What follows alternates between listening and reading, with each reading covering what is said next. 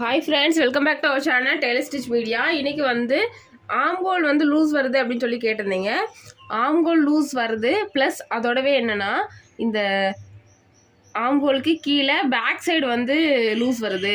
அதே மாதிரி சில பேர் வந்து ஃப்ரண்ட் சைடில் இந்த இடத்துல வந்து லூஸ் உள்ளது. ஸோ இந்த மாதிரிலாம் நிறைய வந்து கேட்டுட்டு இருந்தீங்க. பொதுவாகவே இதெல்லாம் வந்து எதனால் வந்து வருது, அதை நம்ம எப்படி சரி செய்கிறது அப்படிங்கிறத தான் இந்த வீடியோவில் பார்க்க போகிறோம்.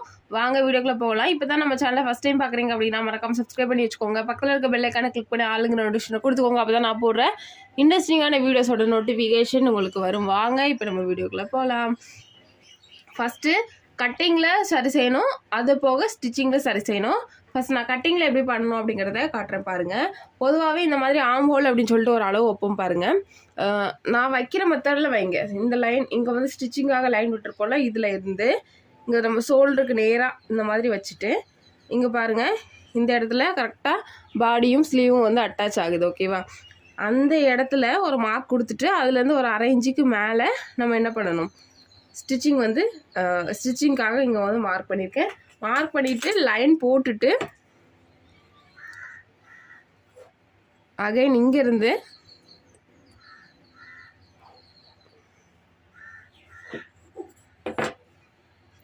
இப்படி லைன் போட்டு மார்க் பண்ணுவோம். அப்படி தானே? ஓகே. இந்த இடத்துல நம்ம படக்கூடிய தப்பு என்னென்னா, நிறைய பேர் வந்து கீழேருந்து ஆங்கோல் வைக்காமல் மேலேருந்து 5, 5.5 அவங்க சைஸுக்கு ஏற்ற மாதிரி இவங்களே வந்து கால்குலேட் பண்ணிக்கிறது. 5, 5.5 அந்த மாதிரி கூட வச்சுப்பாங்க. ஸோ அப்படி வச்சாலும் கூட உங்களுக்கு கரெக்டான மெஷர்மெண்ட்ஸ் வராது. ஒன்று பிடிக்கும், இல்லைன்னா டைட் ஆகும், லூஸ் வரும். ஓகேவா? அதனால ஆம்கோல் எப்போதுமே மார்க் பண்ணுறீங்கன்னா, நான் இப்போ மார்க் பண்ணுறேன்ல, இந்த மெத்தடில் தான் நீங்கள் மார்க் பண்ணணும். அப்படி மார்க் பண்ணால் மட்டும்தான் உங்களுக்கு ஆம்கோலை பார்த்தீங்கன்னா யாருக்கு எவ்வளோ வைக்கணும் அப்படிங்கிற கன்ஃபியூஷன் வந்து வராது. இங்கேருந்து வச்சுட்டு ஸ்டிச்சிங்காக விட்டுருங்க. ஓகேவா? ஆம்கோல் வந்து லூஸ் வர்றதுக்கு 2 ரீசன் இருக்குது. ஒன்று வந்து மார்பு சுற்றளவு கரெக்டாக எடுக்கலை அப்படின்னாலும் உங்களுக்கு லூஸ் வரதான் செய்யும். அது மட்டும் இல்லாமல் இந்த ஆம்கோல் சரியாக எடுக்கலை அப்படின்னாலுமே லூஸ் வரதான் செய்யும். இப்போ மார்பு சுற்றளவு நம்ம எடுக்கலாம். மார்பு சுற்றளவு எப்படி கரெக்டாக எடுக்கணும் அப்படிங்கிறத பார்த்துக்கோங்க. இந்த கழுத்து முன்பகுதியில் ஃபஸ்ட் நான் எடுக்கிறேன்.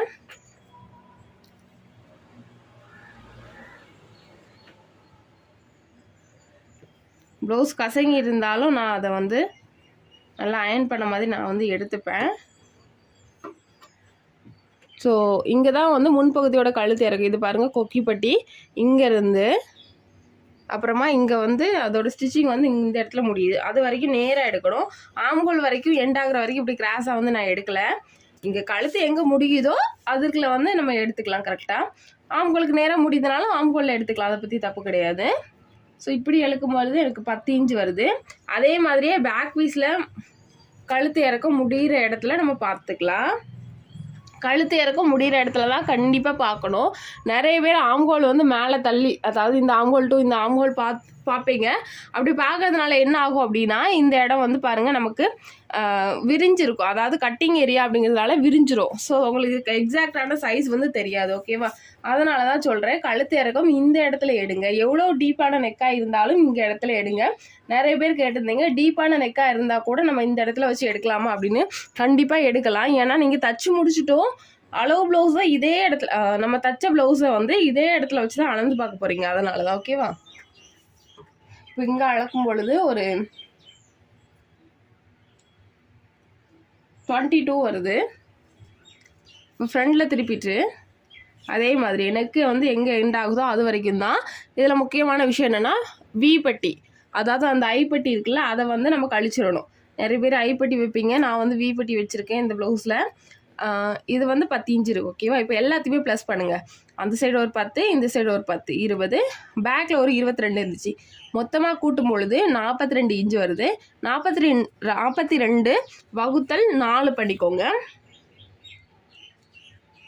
10 வரும். இப்போ ஸ்டிச்சிங்காக 2 இன்ச்சு கூட்டிக்கோங்க. நான் இவங்களுக்கு 1.5 இன்ச்சு மட்டும்தான் கூட்டியிருக்கேன். கிளாத் வந்து அவங்களே வாங்கி கொடுத்தாங்க, ரொம்ப கம்மியாக இருக்குது அது படி அப்படிங்கிறதுனால நான் ஸ்டிச்சிங்க்கு கம்மியாக தான் விட்டுருக்கேன்.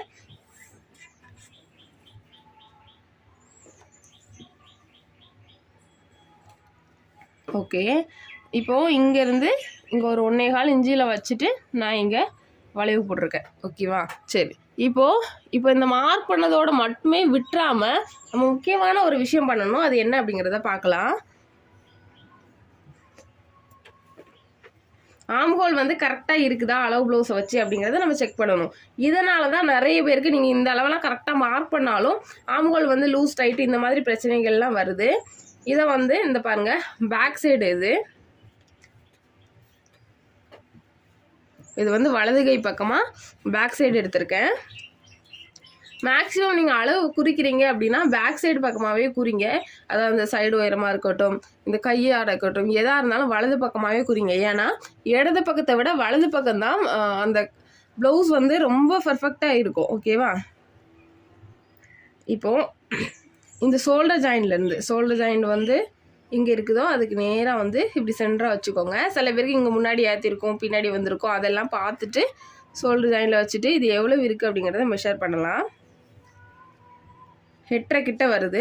இந்த 8.5 நம்ம இங்கே இருக்குதான்னு பார்க்கணும். இந்த ஸ்டிச்சிங்காக அரைஞ்சி விட்டுருக்கோம்ல, அதை கழிச்சிட்டு எஸ் கரெக்டாக வந்து முடியுது பாருங்கள். இந்த மாதிரி தான் உங்களுக்கு முடியணும். ஒரு வேளை 8.25 வந்துச்சு அப்படின்னா ஆம்ஹோல் வந்து நல்லா பிடிக்குது, அதாவது டைட்டாக இருக்குது அப்படின்னு அர்த்தம். உங்களுக்கு ப்ளவுஸ் வந்து மேலே ஏறாது. ஓகேவா? ஒரு வேளை 8.25 வந்துச்சுனாலும் கண்டிப்பாக லூஸ் வரும். ஓகேவா? அதனால் எப்போதுமே இதை வந்து அளந்து பார்க்குறத மட்டும் மறந்துடாதீங்க. கண்டிப்பாக இப்படி அளந்து பார்த்தா தான் நீங்கள் மார்க் பண்ணியிருந்தா கூட, சரியாக மார்க் பண்ணியிருந்தா கூட இது சரியாக தப்பா அப்படிங்கிறது தெரியும். ஓகேவா? இப்போ நம்ம இதை கட் பண்ணிடலாம். கட் பண்ணிவிட்டு அடுத்ததான் நம்ம ஸ்டிச்சிங்கில் என்னென்னலாம் தப்பு பண்ணுறோம் அப்படிங்கிறத நான் சொல்கிறேன். அதையும் நம்ம கவனித்தோம் அப்படின்னா மட்டும்தான் ஆம்ஹோல் வந்து லூஸ் வராமல் நம்மளால் தைக்க முடியும். இப்போது கட் பண்ணிவிட்டு அடுத்து என்ன பண்ணணும் அப்படிங்கிறத சொல்கிறேன். இப்போ அடுத்ததான் நம்ம ஸ்டிச்சிங்கில் பண்ணக்கூடிய தவறுகளை சொல்கிறேன். எப்போதுமே நம்ம ஷோல்டர் ஜாயின் பண்ணிவிட்டு என்ன பண்ணணும் அப்படிங்கிறத பாருங்கள். ஸோ இந்த மாதிரி வச்சு நம்ம ஷோல்டர் ஜாயின் பண்ணிடுவோம். இப்படி வச்சு ஜாயின் பண்ணிடுவோம். ஆக்சுவலாக ஃப்ரெண்டில் நான் இன்னும் டாட்ஸ் வந்து வைக்கல. ஸோ அதனால் இந்த பேக்கை விட ஃப்ரெண்டு வந்து இந்த சைடில் கொஞ்சம் எக்ஸ்ட்ரா இருக்குது. ஸோ நம்ம அப்படி பிடிச்சோம் அப்படின்னா, டாட் பிடிச்சிட்டோம் அப்படின்னா இந்த அளவுக்கு கரெக்டாக இந்த அளவுக்கு வர மாதிரி நம்ம இங்கே பிடிக்கணும். ஓகேவா? இப்படி பிடிச்சிட்டோம் அப்படின்னா இந்த ரெண்டுமே வந்து ஈக்குவலாக ஆயிரும். இப்படி வச்சுட்டு நம்ம என்ன பண்ணலாம், கை வந்து ஜாயின் பண்ணலாம். ஒரு வேளை உங்களுக்கு இது ரெண்டும் ஈக்குவலாக இல்லாமல், இந்த சைடில் வந்து ஈக்குவலாக இல்லாமல் இப்படி முன்ன பின்ன இருந்தால் என்ன ஆகும் தெரியுமா? இப்போ ஃப்ரண்ட் வந்து என்ன ஆகுது, அதிகமாக இருக்குது, பேக் வந்து குறையுது. அப்போ என்ன ஆகும், ப்ளவுஸ் வந்து சென்டர் வந்து கரெக்டாக ஷோல்டருக்கு நேராக நிற்காது, முன்னாடி இறங்கிடும். அதுவும் குண்டாலாம் இருந்தாங்கன்னா பயங்கரமாக முன்னாடி அப்படி இழுத்துட்டு வந்துடும். சில பேர் ஃப்ரெண்டு கழுத்தில் லூஸாக இருக்குன்னு சொல்லுவீங்களா, அதுக்கெல்லாமே ரீசன் வந்து இதுதான். எப்போதுமே உங்களோட மைண்டில் இருக்க வேண்டிய விஷயம் என்ன அப்படின்னா, நம்ம இந்த மாதிரி ஷோல்டர் ஜாயின் பண்ணிட்டதுக்கு அப்புறமா இப்போ நான் டாட் பிடிக்காததுனால எனக்கு இப்போ இது எக்ஸ்ட்ரா இருக்குது. நம்ம டாட் வந்து இந்த அளவுக்கு நம்ம பிடிச்சிட்டோம் அப்படின்னா ரெண்டு வந்து ஈக்குவலாக ஆயிரும். சரியா? ஒருவேளை உங்களுக்கு எக்ஸ்ட்ரா வந்தால் கூட ரெண்டையும் ஒன்று போல் கட் பண்ணி விட்டுட்டு தான் நீங்கள் என்ன பண்ணணும், கை வந்து ஜாயின் பண்ண ஆரம்பிக்கணும். ஓகேவா? சரி, இப்போ நம்ம தச்ச ப்ளவுஸில் எப்படி நம்ம சரி பண்ணுறது அப்படிங்கிறத பார்க்கலாம். முதல்ல வந்து உங்களுக்கு தச்ச ப்ளவுஸில் என்ன பண்ணி பாருங்கள், இந்த நான் சொல்கிற மாதிரியே வந்து ஸ்டிச்சிங் போட்டு பாருங்கள். அப்படியே சரி வரலைன்னா நான் இன்னொரு மெத்தட் சொல்லி கொடுக்க, அது வந்து கொஞ்சம் பிரித்து அடிக்கிற வேலையாக இருக்கும்.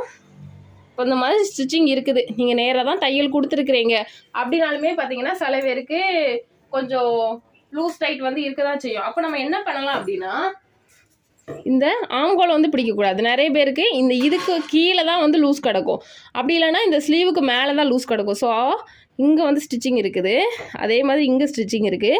அப்போ நம்ம பிடிக்கும்போது எப்படி பிடிக்கணும் தெரியுமா, இங்கேருந்து இந்த ஆம்கோலில் பிடிச்சிட்டு அதே மாதிரி இந்த ஆம்கோல் தையலோடு சேர்ந்து இப்படியே பிடிச்சிடணும்.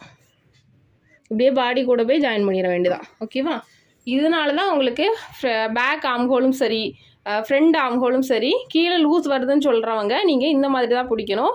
உடம்போட சேர்த்து வந்து நம்ம இங்கேயும் பிடிச்சிடக்கூடாது. அதே நேரத்தில் இங்கே உங்களுக்கு அண்டர் ஆர்ம் வந்து லூஸ், அதாவது ஆம்ஹோல் வந்து லூஸாக இருந்துச்சு, அதாவது இந்த இடத்துல லூஸாக இருக்குது அப்படின்னா நீங்கள் என்ன பண்ணலாம், இதோடவே சேர்த்து வந்து இப்படி பிடிக்கலாம். ஆனால் இந்த இடம் கரெக்டாக தான் இருக்குது, இந்த உடம்புக்கு வந்து கொஞ்சம் லூஸாக இருக்குன்னா நீங்கள் இந்த கைக்கு கீழே தான் பிடிக்கணும்.